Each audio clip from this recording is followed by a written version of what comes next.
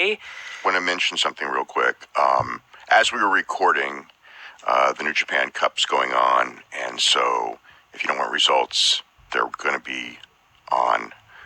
It's Shingo Takagi and Hiromu Takahashi and Zack Sabre Jr. and Will Ospreay to basically determine who goes to the Final Four, which would be on the 26th in Osaka-jo Hall, and then the finals would be the 27th.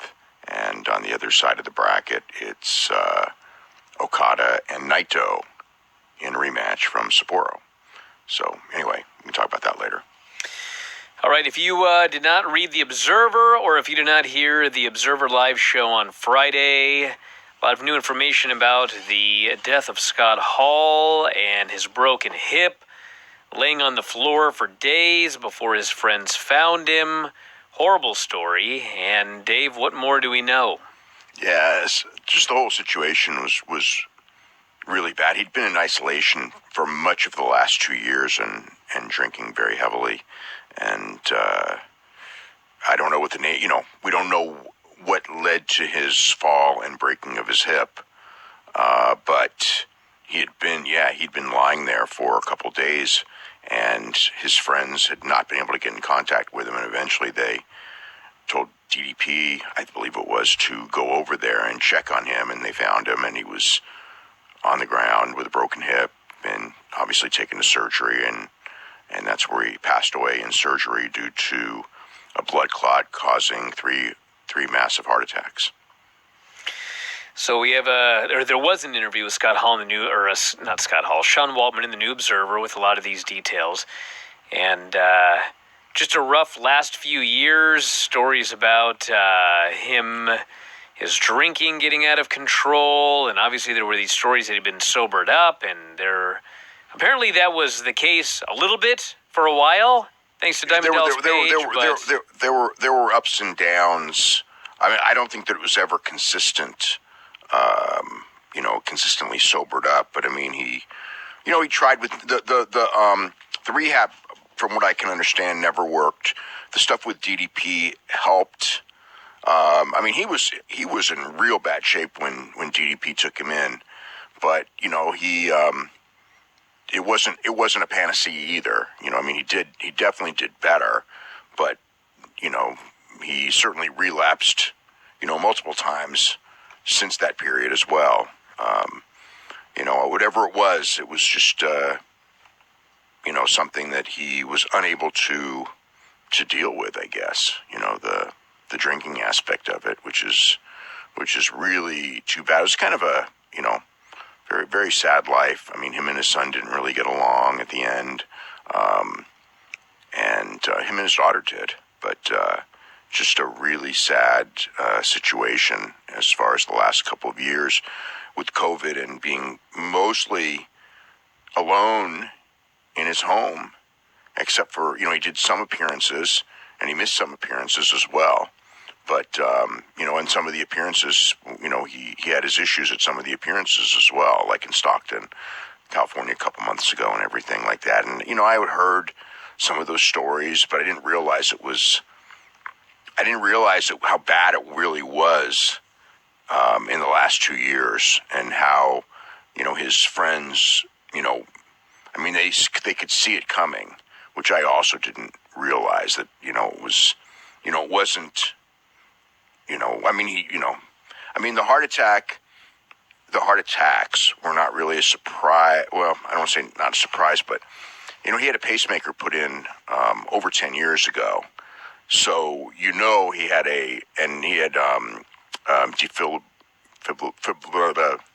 defibrillator. He had a defibrillator. Yeah, I mean, he had many, many, many very serious heart problems over the years. So that's always going to be, an issue. And the drinking obviously isn't going to help that. So yeah, it's a really, really rough last couple of years. On the subject of heart issues, William Regal was on Jericho's podcast, and he talked about his heart issues that he'd had dating back to 1998. He had heart issues. He had neck issues. He had very, very serious issues a couple of years ago, including an infection where they were going to have to amputate his leg. He had sepsis.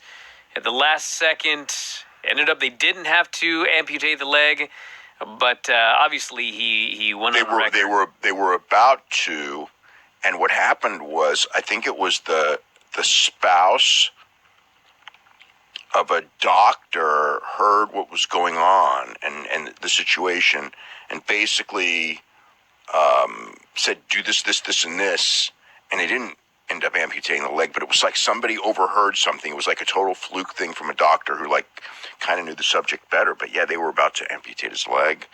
I mean, we all knew that Regal had a lot of health issues, but I had no idea. I don't think too many people had any idea they were as severe as they were. I mean, I remember like in India, he had the heart issue in India.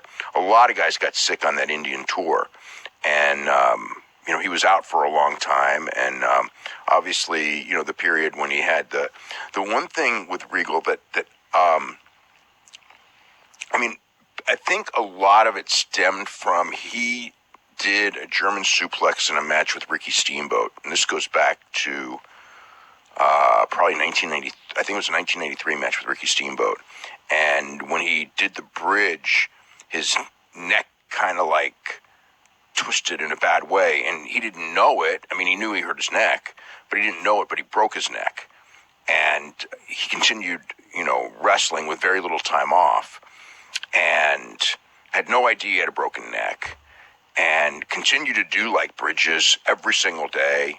But, it was like very painful, and he couldn't sleep. Like he said that like for 20 years he couldn't sleep. He'd go like 4 days without sleeping, and then he would take sleeping pills, and he would then go to sleep, which obviously, now I understood. I mean, it was well known, he wrote extensively about it in his book, and it was well known that he had a major painkiller problem, and when you hear him going through his inability to sleep, you kind of understand where the painkiller problem came from.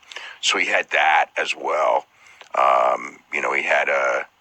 He had some really bad issues a couple of years ago when he passed out on an escalator, fell forward on while he was on an escalator, in an airport, and just all kinds of issues,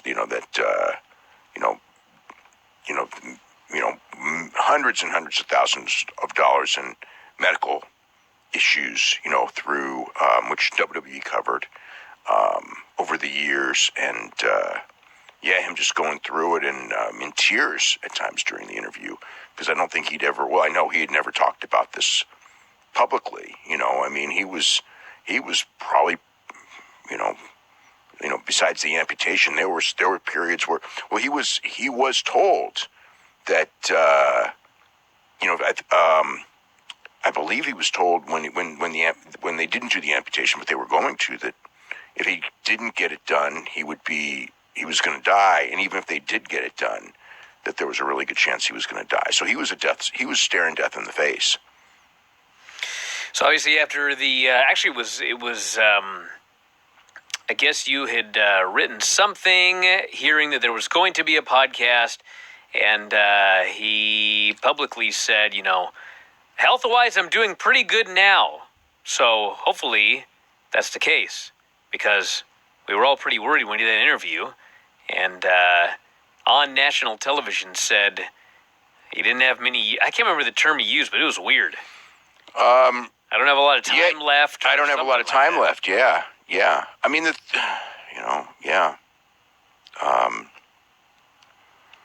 he said he's feeling the best he's felt in a couple of years.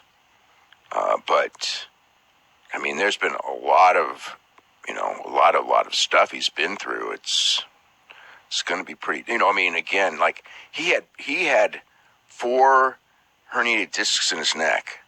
And he said that when the doctors, he saw Dr. Maroon, and they actually had another specialist that Dr. Maroon went to do a new surgery, which Dr. Maroon observed.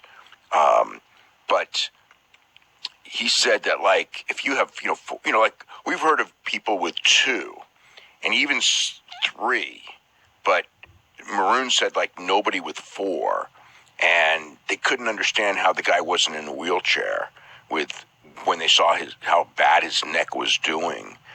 And, and he was wrestling on this. I mean, because he was talking about, like, he had torn his biceps, he had torn his pec, and he just continued to wrestle on it without, getting surgery and getting the stuff repaired. And he somehow had his neck calcified. So he actually was able to kind of, get through it, but then it was like almost permanent, what would you call it, stingers that he would have all the time. And then there were times where his legs just gave out on him. And then he had leaking spinal fluid. And the treatment for that just sounded horrible. He had to basically, be up for, I believe, 8 straight days and they had every 2 hours to clean out the spinal fluid. I mean, just the stories. It's actually something that, like, it's pretty much a must hear. I was listening to it yesterday it's a little over an hour podcast. And there's nothing I could say that would do it justice. You just have to hear it. I mean, just going through all of his trials and tribulations. He talks some stuff about, like, preparing the UK tournament and how happy he was with that UK tournament pay-per-view, getting those guys together and having them look like stars. And he talked about other wrestling things, going to PWG, Battle of Los Angeles, and scouting people in different parts of the world and, different things with his career. But it was mostly, talk about his own health. I mean, Jericho was going to talk to him, like, about NXT, and there was some NXT in there. But that's what he was, basically doing the show for. And then Regal just started talking about his stuff. And Jericho had no idea about, probably 85% of it, which, I would say the same thing. Like, I knew 15% of it. And it publicly came out, probably 10-15% of it. But the rest of it, I was not aware of just how bad it really was. And I knew there were periods when it was really bad, like just even a couple of years ago. And then, 20 plus years ago, I knew that part. But, again, how bad it really was, and the fact that he's doing pretty well right now. All things considered, I guess he's doing great right now when you consider, how bad it was. But yeah, it was very, I could see why he said what he said, because, it's just kind of like you have all that's happened to you. And I mean, he knows he's, escaped death on more than one occasion. And, he's got just so many different problems that, they may be feeling better now, but they're just there. Between the heart issues, the neck is fixed to a degree, but, you still, the arms and the leg, it's just a real tough deal that he's going through. And he talked a little bit about, like he mentioned, like, when he had a match he was talking about some of his his matches towards the end of his career. He mentioned having a match with Danielson, where Danielson had to basically carry him through the match because he was in so much pain and couldn't do much. And he mentioned all the pain he was in when he was wrestling Cesaro and Moxley at the end. His last matches were actually the program on NXT with Moxley. But yeah, I would say that's like it's a really compelling listen. It's something that you really should go out of your way to listen to. What's the story with AEW and DDT? So today, DDT had its 25th anniversary show, and during the show they played a video with Christopher Daniels, who said he was vice president of talent relations at AEW, and that they have a working agreement, AEW and DDT, and that's pretty much all he said. Is that we're going to send guys, and Kenny Omega was a big part of this, obviously. Coming from DDT, friends with a lot of people in the organization. When the deal was made, Kenny Omega said it's the most underrated promotion as far as that you'll see, and you're going to get to see a lot of their top people. So the deal includes Tokyo Joshi Pro. So there should be more of those wrestlers. Maki Ito is one of the wrestlers from that promotion, but more talent from that promotion coming to AEW. Some of the top guys from DDT coming. Now that the travel is not too bad, like basically travel to Japan, it's viable. What was I going to say? So now talent can go back and forth. And so as far as like the New Japan thing goes, they will still be working with New Japan. And not only that, New Japan had a show in Tampa tonight, and QT Marshall and Aaron Solo and Nick Komoroto was on the show. Plus, a lot of people that Eddie Kingston was on the show. A lot of those guys are working New Japan strong. In fact, should actually go through that really quick. That show. So here we go. DKC beat Kevin Knight. Hikuleo beat Andy Brown. Buddy Matthews beat Yuya Uemura. JR Kratos and Black Tiger beat Wheeler Yuta and Rocky Romero. So obviously, Wheeler Yuta's an AEW guy. Post-match, JR Kratos cut a promo on Alex Coughlin, who ran down the ring. They had a big brawl. Big Damo, former Killian Dane, beat John Skyler, so he's in. David Finlay and Juice Robinson beat Jonah and Shane Haste by DQ when Shane Haste used a chair. And there's going to be a 6-man tag. Finlay and Robinson, and I'm not sure who the third person is, in a no DQ against Haste, Jonah, and Bad Dude Tito. Tom Lawler over Clark Connors to keep the strong title. Tom Lawler says he's going on a vacation. Fred Rosser's music hit. He said he's Tom's next challenger. Tom said that the answer to that is hell no. So obviously, Fred Rosser will be getting a title shot at some point.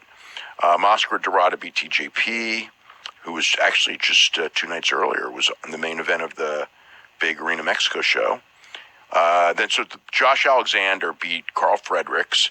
QT, Aaron Solo, and Nick Komoroto came to the ring and said they tried to recruit Carl Fredericks to join their group. Basically trying to say that, their group is better than Shibata's group. You can learn from us. Carl Fredericks turned them down. It ends up where it's going to be Carl Fredericks and QT Marshall added to the Chicago show, which also includes the match that was added a couple days ago with John Moxley against Will Ospreay. And then Shane Strickland over Blake Christian, great match. Jay Lethal beat Ren Narita. I believe Ren Narita was bleeding like crazy in that match from a photo I saw. Fred Rosser and Eddie Kingston beat Fred Yehai and Daniel Garcia. And then Jay White beat Chris Sabin with the Blade Runner. And post-match, Hikuleo came out, and Jay White invited Hikuleo to stay in Bullet Club. Hikuleo said he was in Bullet Club, but he wasn't with Jay White, and they left. Now in New Japan on the show tonight, Tama Tonga and Tangaloa were saved by Hiroshi Tanahashi in a Bullet Club beatdown. So they're going to be Tama Tonga and Tangaloa, the brothers of Hikuleo, are certainly not in the Bullet Club and are feuding with Bullet Club. So more on that going on. Alrighty, I guess we can continue on with the New Japan Cup and go over the brackets and everything like that. We actually also, before we do that, the Crockett Cup wrapped up, and the Briscoes are the Crockett Cup winners this year. Well, they were the best team in the tournament, right? They're one of the best teams in the world, Yeah.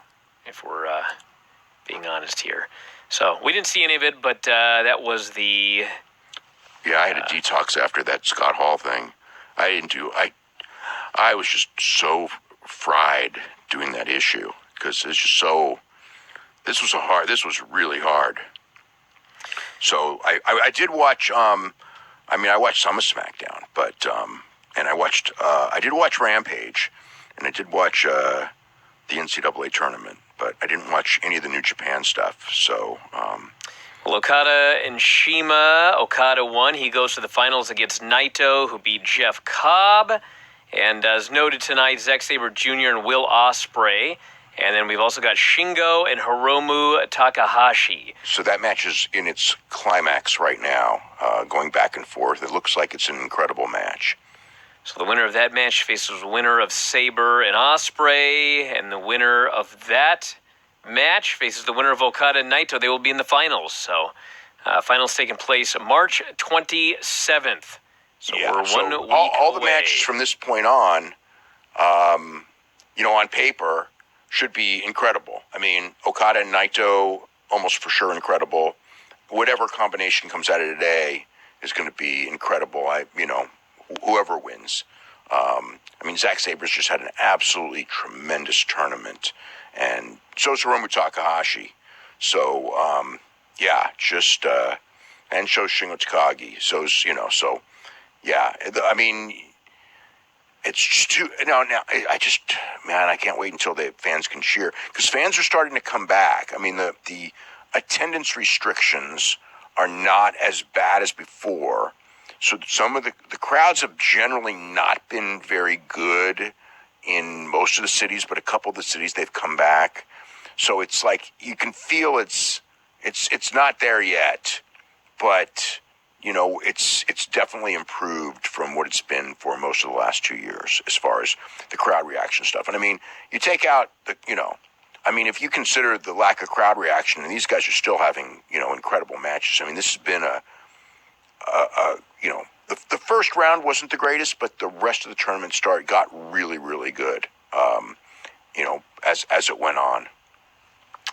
All right, you mentioned the NCAAs. Gable Steveson won, laid his shoes on the mat, retired, and is on his way to WWE after he graduates. There is this whole graduation thing. Not even graduates. He's going to be at WrestleMania. There you go. Yeah, he's at WrestleMania, and they pretty much said it. Daniel Cormier said he was going to do a run-in on him at WrestleMania, which don't think that's going to happen. I don't think that one's going to happen, but I think Cormier would love to do that, because I think he wants to get some. He would like to do some of that too. What did I see? Oh God. Oh, so I think Paige Van Zandt should get out of that Dan Lambert thing and go into the Jericho Society. I think that she'd be a better fit in that, because I just think when I was watching her promo the other night, I could see, it's like she's there because she's with Dan Lambert, and Dan Lambert's the one who broke her in and to this and everything. But I think that she would be better off with Jericho. Well, before we get to Rampage, NCAAs. Yeah, so Penn State won. Gable Steveson had destroyed everybody up until, including on Thursday. Every match he had was majority decision. Winning by 8 points or more, or a pin, or a tech, which is 12 points or more.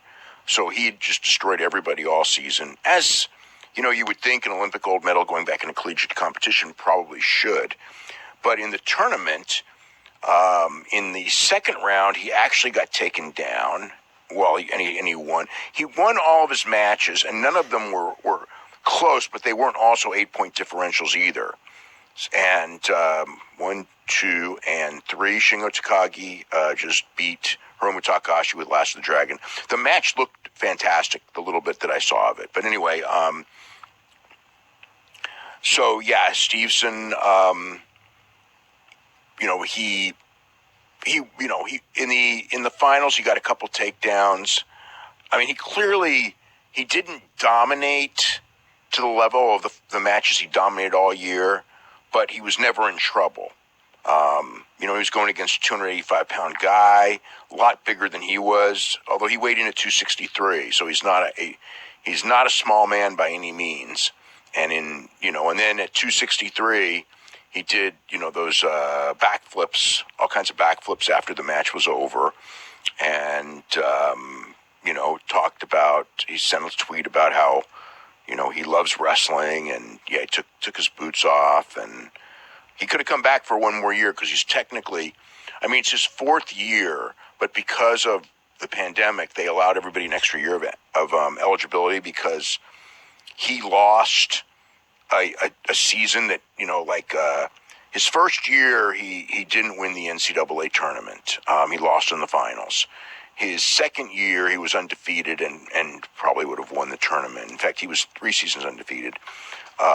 His third year, the second year, there was no tournament. He was favored to win, and like the tournament, which was the one in Minneapolis, where they had sold 6 sessions, I know with weeks ahead, had sold 38,000 tickets to every session.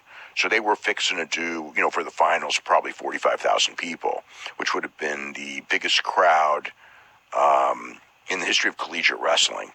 In fact, the biggest crowd ever for a real wrestling match in the United States. And, so that tournament was canceled. That he was the favorite to win. You can't say he probably would have won because there's other good guys there, but he was undefeated for the season.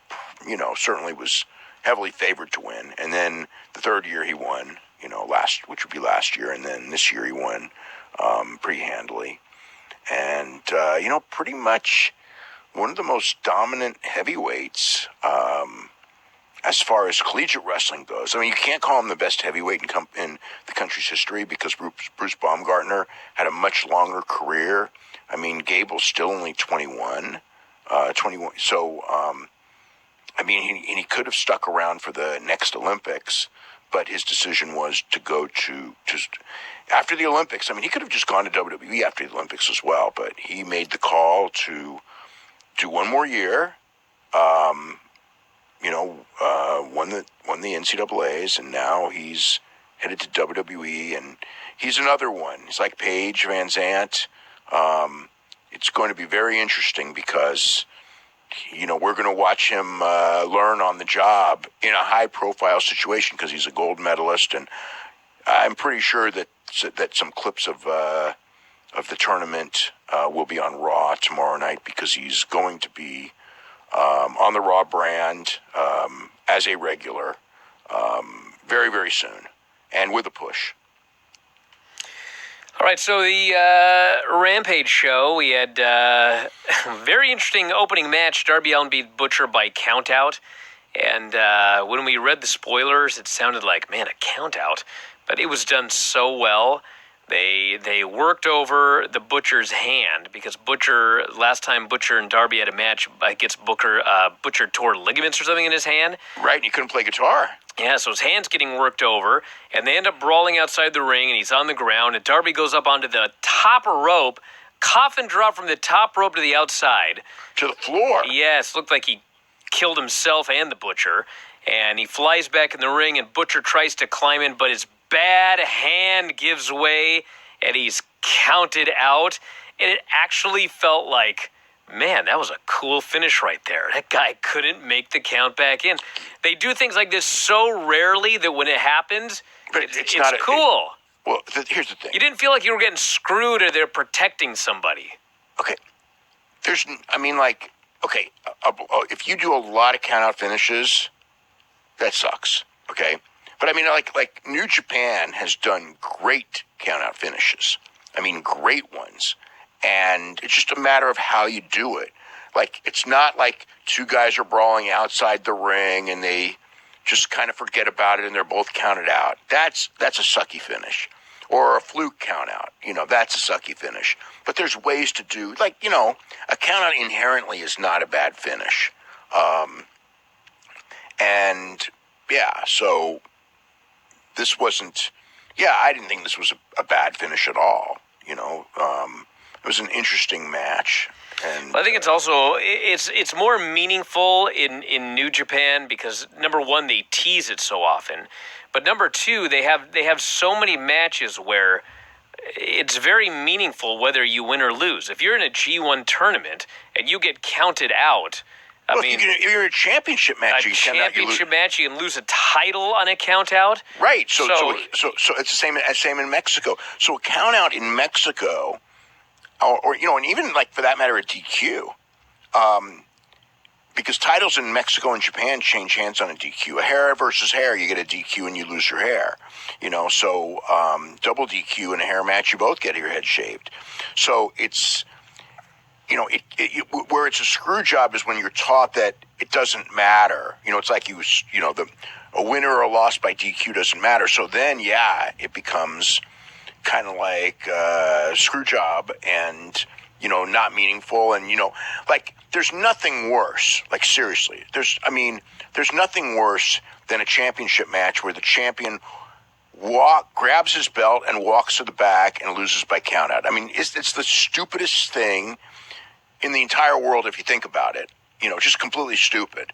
But they do it from time to time, and so that, and all of them, and it's not just WWE. I mean, in theory, AEW titles don't change hands on a DQ or countout because that's what this generation has been taught. I mean, like the prior generation, it was titles not changing hands on a DQ was part of American pro wrestling since, I guess, it's hard to say exactly when. The famous one was Fez Nomalini 55, and that's when they made the official ruling. But it had been like that even before that. The countouts, the titles changed hands on countouts, and the NWA title, could change hands on countouts, and I believe did once. And, like in most promotions, you had titles change hands on countout. But WWE, because of the nature of how they did their business with Bruno, it was all about the Bruno Sammartino era, the first run, and the second run as well, was all about multiple rematches, and Bruno would win the final match. And the key is, how do you do multiple rematches? Well, you can do disqualifications, okay? But that gets old.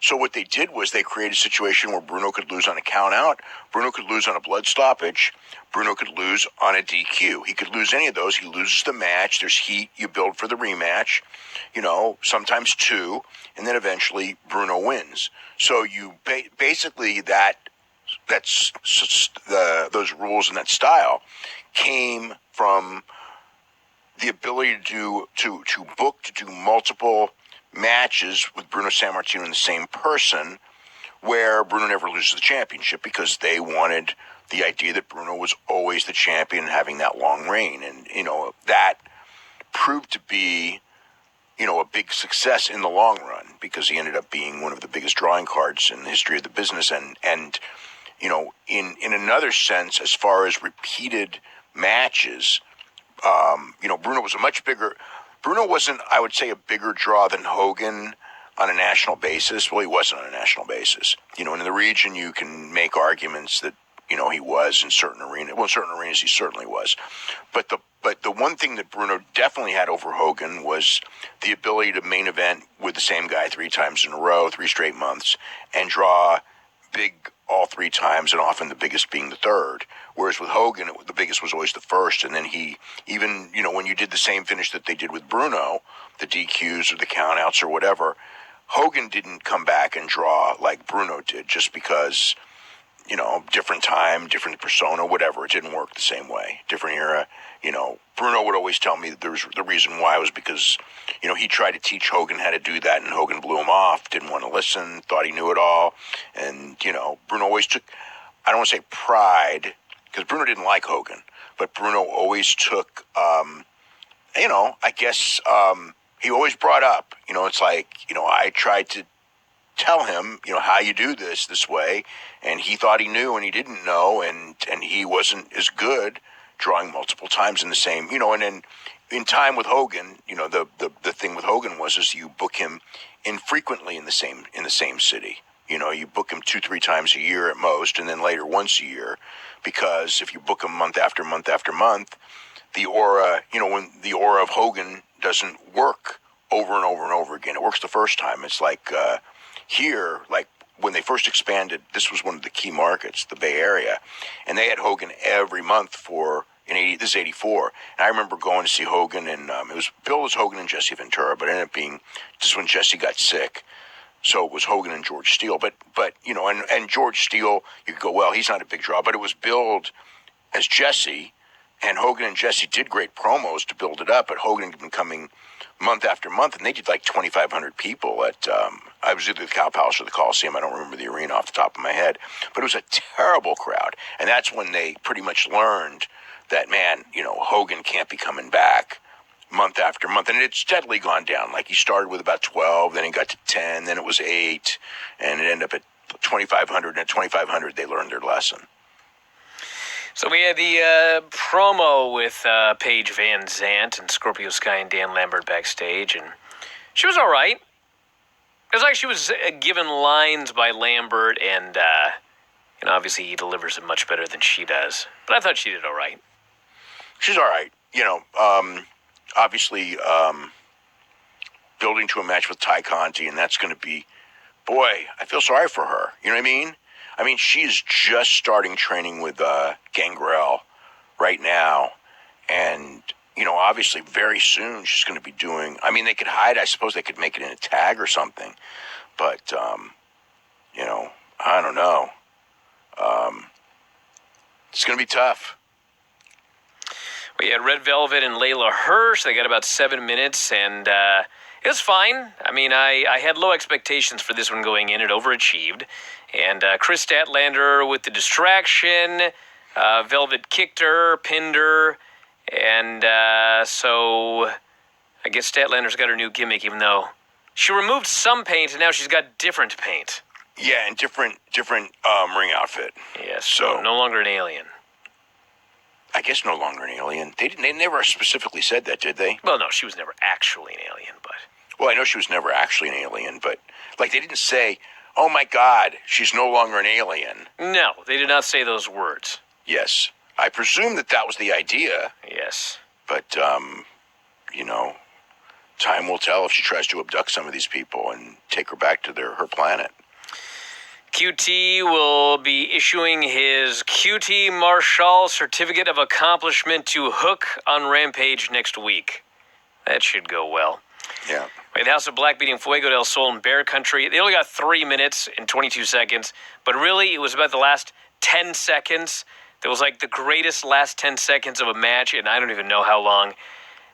There was this huge tope by Brody, and then Alistair came off the top with the giant moonsault to the floor, and then Buddy hit whatever this finish is, the AA into a slam at like 600 miles an hour. The place just went crazy. This finish was awesome, and as good a 3-minute match as you're going to have. Just killing dudes. That was good. Wasn't there a spot where Fuego came off the top rope into like a forearm? He took a forearm coming off the top, and then right before the finish, he took a V trigger coming off the ropes. Oh yeah, there was wanton destruction in this match, and it was great. Yeah. We've got Jericho, Daniel Garcia versus Alex Reynolds, John Silver on Wednesday. MJF promo, and Butcher and Blade and Private Party versus the Hardys, Darby Allin, and Sting. So that's a Wednesday so far. Mm-hmm. And then main event was Keith Lee beating Max Caster. And it was Keith Lee match. Big dude. He has this one throw where he just tosses the dude over his shoulders. Got some heat. Made his comeback. And smashed this dude with his Big Bang Catastrophe. And then afterwards, Hobbs and Starks ran in to attack him. Swerve made the save. So looks like there'll be doing a tag match there as well. So I thought it was a good show. Yep, normal show. I thought, no super great matches or anything like that, but they advanced some storylines and stuff. And how much of the Smackdown show did you see? I saw enough to know that that they're obviously putting Natalya and Shayna Baszler in that women's championship match after all. So, and then Johnny Knoxville and Sami Zayn is no DQ, no holds barred. Anything goes. Yeah. So, I mean, that makes sense, because obviously they're not going to be, it's not exactly. By the way, this Will Ospreay Zack Sabre match that I thought might be match of the year. It might be match of the year. This match is incredible, but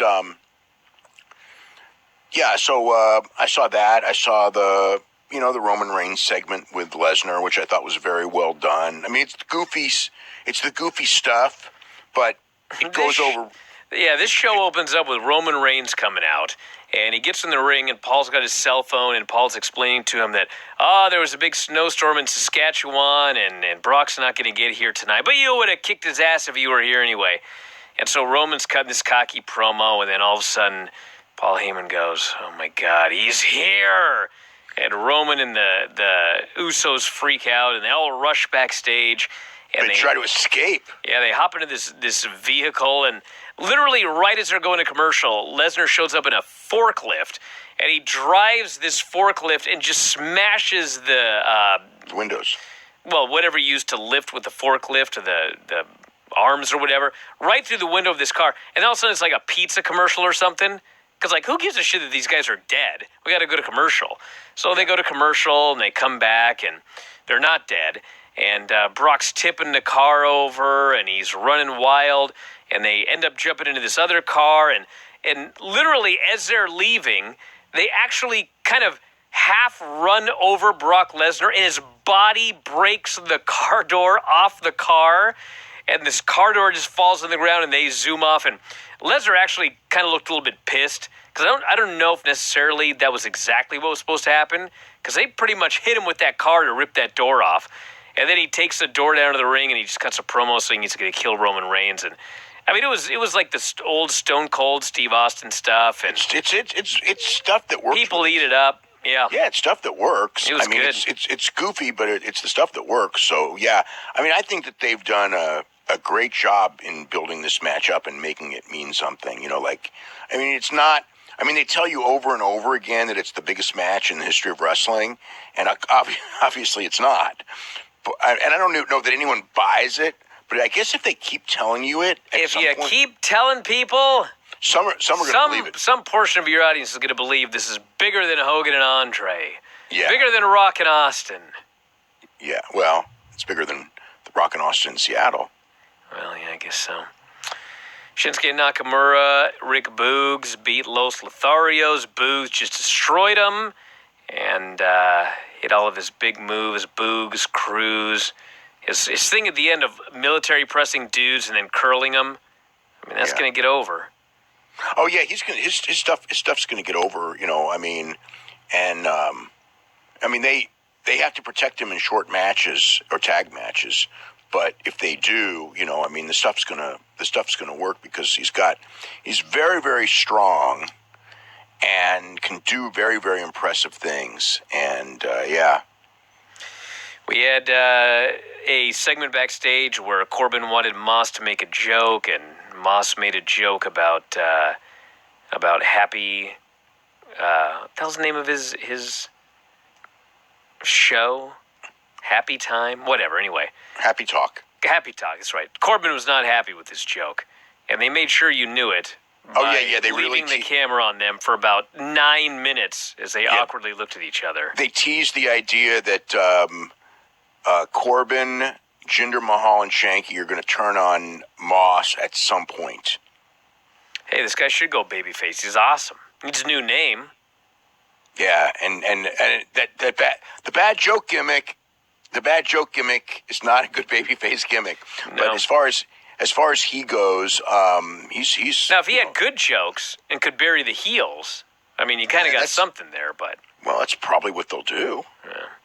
The only problem is that their idea of good jokes might be really bad jokes. That's true. We had Drew and the Viking Raiders beating Jinder, Shanky, and Happy Corbin. Went 7 minutes, and mostly Drew making his big comeback and pinning old Shanky there. So, I mean, it was fine. Nothing special. Sasha and Naomi versus Rhea Ripley and Liv Morgan. They actually were having a pretty damn good match. And you'll never guess what happened. In ran Natty and Shayna. Stupid DQ. Fans booed like crazy. Beat everyone up. Yeah, but I mean, it got to where they're going. You know what I mean? Yeah, but it makes the whole Raw storyline with Seth being able to get on WrestleMania makes him look like an idiot. Just run into a match, dude. Run into a match involving whoever, some champion. And next thing you know, you're gonna be in a championship match at WrestleMania. Yeah, it's What are you true. sitting there sulking backstage for like an idiot? So here's the thing. Now that we know that Natalya and Shayna are in that match, last week really makes no sense. Well, last week makes no sense most of the time when I watch these shows. Yeah, I mean, if you're going to bring them in and put them in the match, I mean, they squashed them in like 3 minutes last week. Like, they were just like regular squash people, other than the fact that like Zelina and Carmella kind of, whatever. Oh, and the other thing too is they make very clear that Zelina is totally annoyed with Carmella. Yeah, that's what we need is a weak pair of champions that also can't get along and are incompetent. Which probably means they're winning at WrestleMania, which I do not advocate for. Boy, of all the teams, I would say, of the 4 teams in there, I would say they're the weakest in certain ways, but yeah, I could see them winning. Too. We had Johnny Knoxville accepting the challenge for the No Holds Barred match. Anything goes. Michael Cole alerts Pat McAfee, Mr. McMahon wants to see you in his office now. So Pat McAfee goes backstage, and then they do about 50 random segments, commercials, and then they show Pat McAfee coming out of the office, and he goes down to the ring, and dude, this guy was born. He was born to be a wrestler. He cut a great promo. He's cutting this promo about growing up and watching wrestling for the first time when he was 11. And Michael Cole here called him and asked him if he wanted to be a commentator, and he said, hell yeah. And he's doing this great promo, and Austin Theory shows up, and Austin's demanding the apology, which apparently Vince wants McAfee to give. And McAfee starts going nuts, saying, I'm sorry I beat your ass last week. I'm sorry I made you look like a punk. I'm sorry for your stupid face. They get in each other's faces, and McAfee shoves him, runs for his life. Pat McAfee was awesome in this segment. He was great. Yeah, they're actually doing a hell of a job with this this feud. Pat McAfee's really good at this. I mean, dude, he's unbelievable. His match with Cole, which, by the way, I don't want to say they didn't rehearse any of that match, but they worked out like a match. Like, Adam Cole went in there and he called that match with McAfee. So for you guys that saw that match and McAfee did so great in that match, that wasn't like something where like they memorized it move for move. I mean, they worked a match, and he was great, and his promos are great, and he's got instincts. This guy's awesome. He's got instincts. He's very good at understanding how to play a pro wrestler. Really good at it. I mean, I don't mean that in a bad way. Like sometimes, he's playing pro wrestler. No, I mean, he understands how to do it the right way. Some people that are celebrities that are out there trying to play pro wrestler, it's very clear that they are playing pro wrestler. Like, he understands how to play pro wrestler and make it look, have the respect for pro wrestling to look legit, which a lot of people don't really, like, if they're not in pro wrestling, don't seem to understand that. Like Johnny Knoxville, for example, who's clearly playing pro wrestler, whereas Pat McAfee is not. Well, there's guys who are like diehard fans who have been fans forever. And but so it depends on the kind of fan you are, though. Some people are there are people who are fans that don't get the first thing about pro wrestling. But my point is, if you've been like a long time fan and you get it, then when it's your opportunity to do it, you are essentially playing pro wrestler, but you know what you're doing when you play this role. As opposed to somebody who maybe he's watched a little wrestling here and there, he's got some wrestler friends, maybe he watches a pay-per-view here or there. His idea of how to play a pro wrestler is going to be totally different. And that's I think the difference between, McAfee and Knoxville.